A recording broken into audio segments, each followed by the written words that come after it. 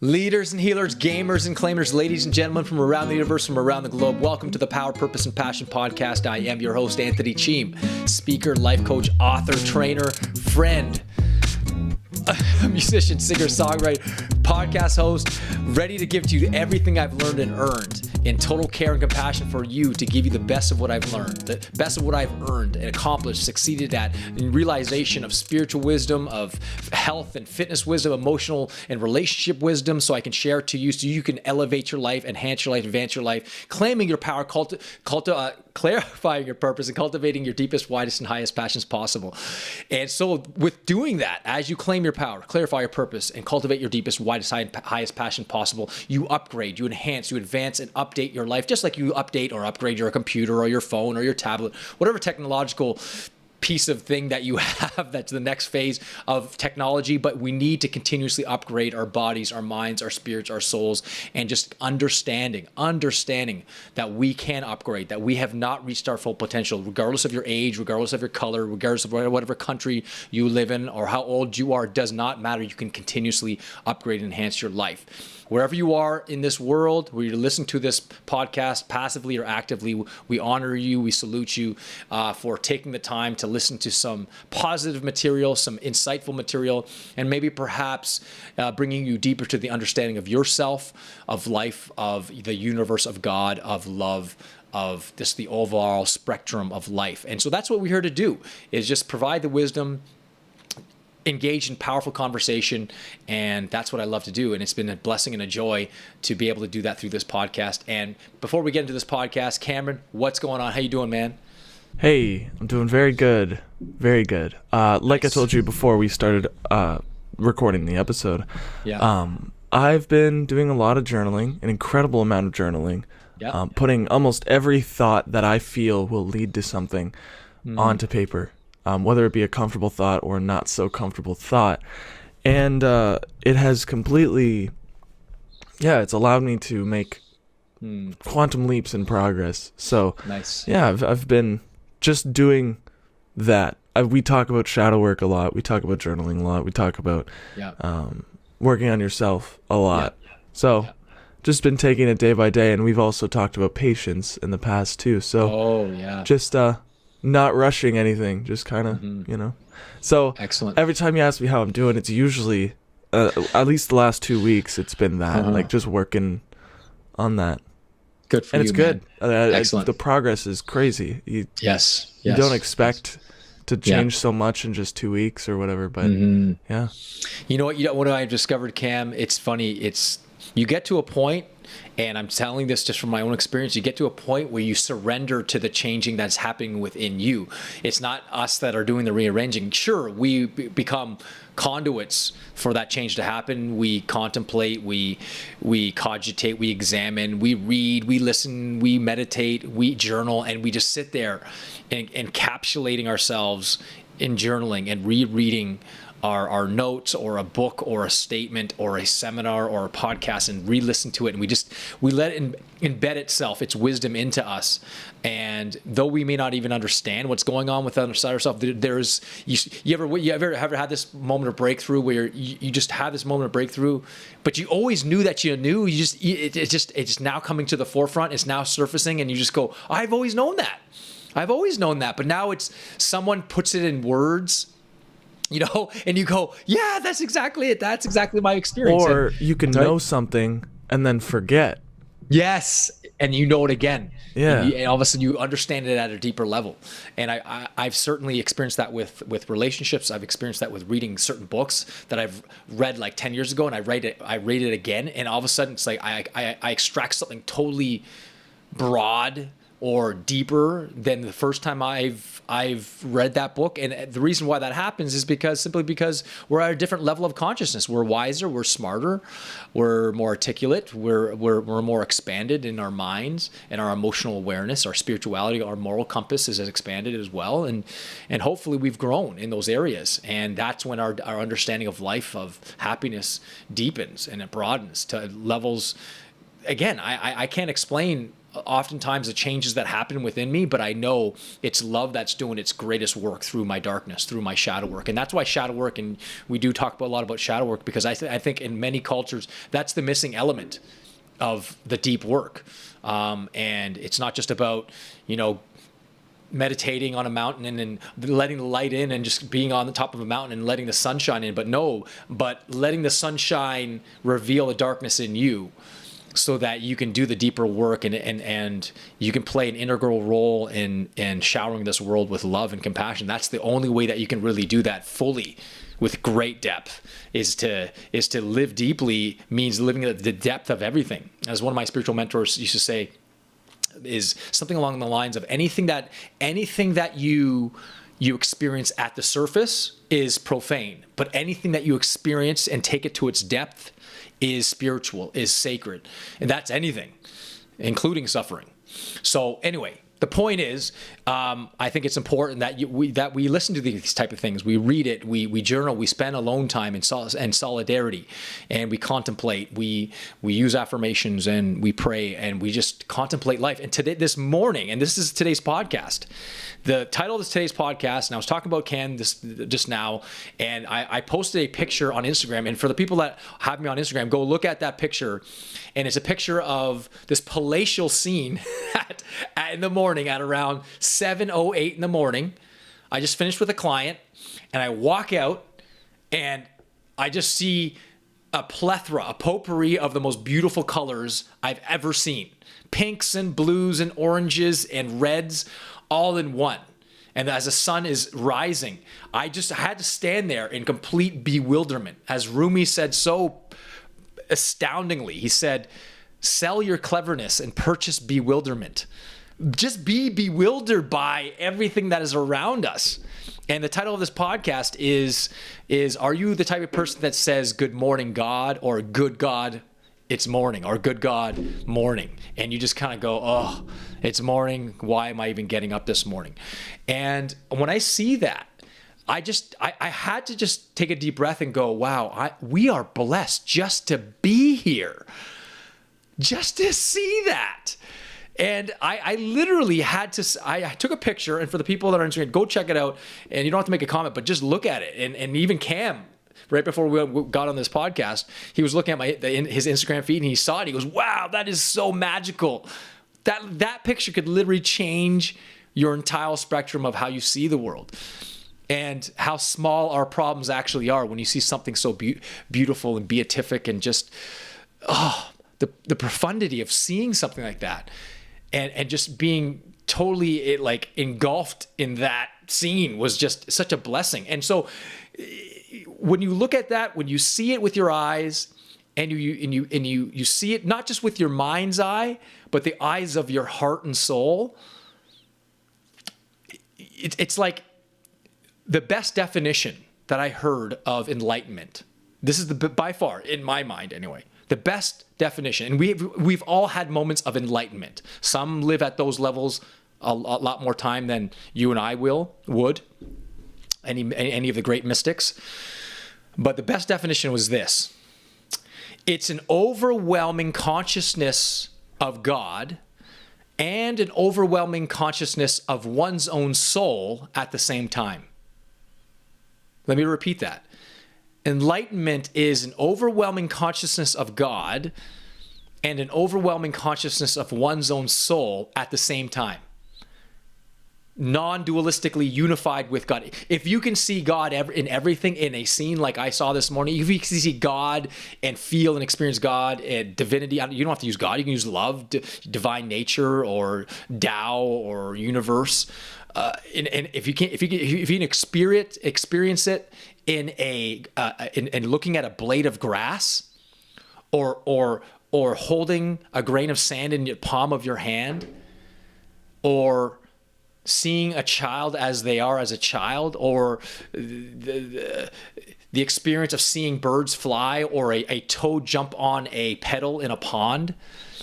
If you can see it, if you can experience it, if you can taste it in the food that you eat, in the water that you drink, in the flower that you smell, in jumping inside a tub or a shower stall and just allowing the hot or cold water just to just like literally cloak your skin and just, right? Let me tell you, we've all had moments of that. The first time we made love, or the first time we ever kissed, or the first time we ever felt special in someone's eyes, and they made us feel that way. We feel that. And I saw that this morning, and I see that in my children. I see that. I do my best to open my heart and my mind up to that the greatness that's always around us, that's available to all around us. And I love that sort of metaphor of a radio. And you were to ask someone, turn on the radio. Is it true that I could turn on the radio and tune into any frequency 24 hours a day and there'd be music playing somewhere in the world? The answer is yes. You just got to tune into the right frequency. Now, the big question is, if I were to ask you, is the radio producing the music? And you were to say, well, no. And if someone said yes, and I said, okay, well, let's break open the radio, or break open the phone or the computer and go, all right, let's see where the music is. Let's see where the instruments are. Let's see where the singers are. They're not inside the radio, right? The same thing is with God and with us and our spirit, that our brains are just instruments to communicate God or love, just like the radio is an instrument to communicate the music. That our brains and our bodies are just instruments to communicate love and wonder and bewilderment. The fact that you and I can think, the fact that you and I can actually be talking right now says that there is something deeper that's happening right now. I don't know what it is. I don't know. And I again, sell your cleverness and just be bewildered by it all. Any thoughts there, Cam? Yeah, I definitely understand what enlightenment feels like, which is a weird thing to say, because right now I wouldn't say that I'm extremely enlightened. Sometimes you can get something and then lose it, and then find it again, and then lose it again. And to me, what it is it's just that. Like, what was that quote? Can you mention it one more time? Yes. Being awakened or whatever. Yes, enlightenment. This is the best. Again, I loved it, that I literally had to I remember meditating just on that quote. I'm just going, you know what I mean? So enlightenment, or being fully alive, is an overwhelming consciousness of God and an overwhelming consciousness of one's own soul, all at the same time. Yeah. So that's that's a really, really good description. Because what set it off was trust. It was finally not controlling, not doing what I've been taught to do, which is take action in life. That's literally what we've been taught. You take action, you do things, you have to think about things, you have to put thought towards things, and then mold it however you want it. And if something isn't the way you want it, you have to control it and make things happen with your hands. And I don't know, I finally decided to let go and trust and just see what happens, but not even see what happens. It was the faith was strong. And I think if the faith is not strong, then in the back of your mind, you'll always have a lack of trust, and you'll always be thinking about what you can do to control the world rather than letting the world just do its thing. What that trust did for me was it got me to a point where nothing mattered, in the sense that, the past did not matter anymore. The future did not matter anymore. It was just the present moment. And whether or not what my mind or what my ego or whatever, what that part of myself, the human part of myself wanted, I would still be all right. I would still be fine. I would still be taken care of. My heart will still beat. I will still breathe. I will still eat. And I had that trust. And it was more than just a trust. It was a knowing. It was a deep, no, I know this, I know what the color blue looks like. I know it. The way I can describe the feeling of euphoria and happiness and bliss would be to say that no amount of manifestation, like money or fame or power or traveling or whatever physical manifestation you desire, all of those things combined can never bring you what you already have. And it's that's why it's so amazing, because you still have desire. Who doesn't? We're human. But you you get to a place where that desire doesn't come from a place of longing. It comes from a place of like, ooh, that'd be fun. That sounds cool. You know, like when I see your photo on Instagram, I don't think to myself, darn, I missed it. Like, no, I look at it and I'm like, wow, you know? So there's a few different types of like desire and stuff like that. But anyways, needless to say, it lasted a couple weeks and I've had glimpses of it ever since. But that, I think, is what you know, Wayne Dyer has always been talking about when he says you don't have to die to get there. You don't have to die to feel that. Or, you know, he quotes that person, I forget the quote, you probably know it, where it's like to go to the place where we came from and to know it for the first time. Yes, T.S. Eliot. So, you know. Yeah. It's powerful stuff, man. I think, as you said, you get to a point. I certainly had glimpses of that. I'm certainly not there. I still have a lot of work to do. But I know that in those glimpses, just like this morning, you sit there and go, no amount of fame, as you said, or fortune or money or achievement can compare to the awesomeness that you are as a human being. You know, I think it was St. Augustine that said something along the lines of, we marvel at the world, the ocean, the sun, the moon, the stars, and the trees, and all this, the mountains, and all this stuff around us, and we look at ourselves we walk right by ourselves, not thinking that we are God's greatest creation, right? And, you know, I remember hearing one spiritual teacher say, the deepest cure to self-esteem issues is being wholly identified with unconditional love. When you're identified with total love, divine love, and you are honoring that identity, that right there is the cure for self-esteem, because you don't need to defend it. You don't need to prove it. And it's like making the shift. If you go to church or you go to some synagogue or whatever spiritual path that you're on, you go from praying to earn divine love to praying to return divine love. There's a difference. A lot of people go to church and mosques and synagogues and temples to earn God's love. You don't need to earn God's love. It's already there. It's already there. You're it. You're it. The thing is to tune into it. And once you tune into it and know that you're worthy and know that you're loved, and you don't need to defend it, the next step is just to return it to your fellow man or woman, to your neighbors, just to say thank you. And I remember hearing one Buddhist teacher say, if you can get to a point in your life where all you can do is two things, bow and say thank you, if that's the only two things that you can actually arrive to in every single moment of is just bow and just say thank you for everything that's in your life, you've pretty much arrived. And you need nothing else other than that. And I think it's a pretty powerful way to live, just to bow and to honor and to respect and to love and to say thank you for this awesome world that we live in. So the next time you see something like that, a beautiful scene, or the descending of birds, or you see a smile on someone's face, just smile back and say, wow, God's in everything, in all the animals, in the ocean. Wow, it's just the most amazing thing to just discover with it, and to look at yourself with those kind eyes too, and to open up not to see the world with your mind's eye, but to see the world with your heart's eye. And once you look at the world with your heart's eye, and you open up to it, man, does it just it's ineffable. You can't describe it with words. It's not possible. Even including the words I'm saying, the words that Cam are saying. But I think the ancient mystics and spiritual sages and saints and Sufis of old, they did their very best to put it into words as best as they could, even knowing full well that there's no words that can describe it. It's like if you were to ask me, why do I love my children so much? I don't know why.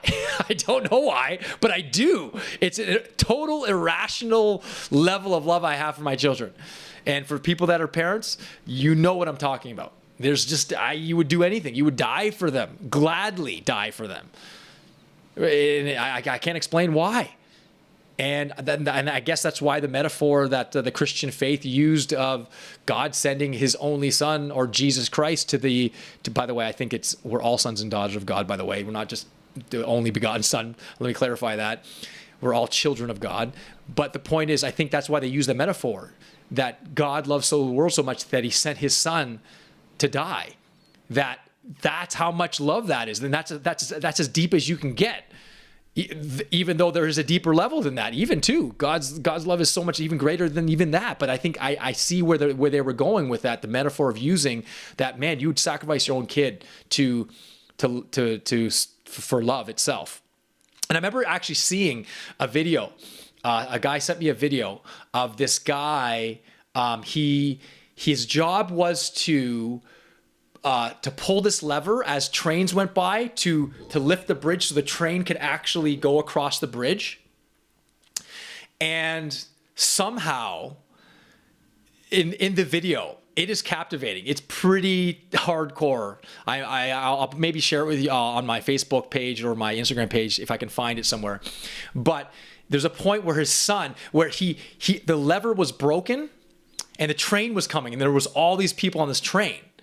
And his son goes down to the train track and you see it. And the guy sees his son. He's like, what are you doing? And the son goes, I got to save these people's lives. And the son goes to manually to lift up the train track thing or whatever. And he does, but he dies as the train is going across the thing. The son does. And you see this man's face and he cries and yells and screams as his son dies for seemingly people he didn't even know. And his son and then that was sort of the metaphor of how much the divine loves you as who you are, wounds and all. And anyways, at the end of the film, it was pretty powerful. It shows all these people's faces that were on the train smiling as these people, went off the train, and he was obviously devastated.